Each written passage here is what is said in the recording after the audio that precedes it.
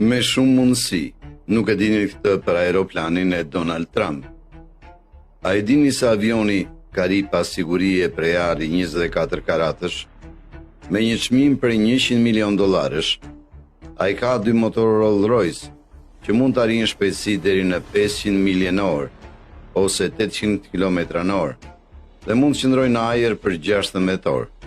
Ky Boeing 757, më parë në pronësi të Paul Allen të Microsoft, u ble dhe u rinovua nga marka Trump për të fluturuar vetëm 43 vetë gjithsej.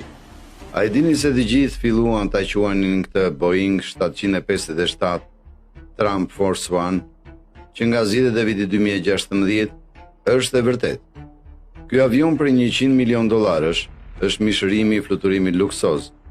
Disa sheik do ta kishin zili pjesën e brendshme të Trump Force One.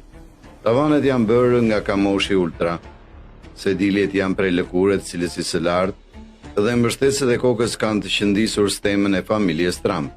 Në total, ka 18 sedilje të klasit ekzekutiv, 2 dhoma gjumi dhe 2 divane në dhomën e medias. Pjesa e brendshme e avionit është e mbuluar me lëkurë, kamoshi, ar ose dru të rrallë mahagoni, si të gjitha dollapët.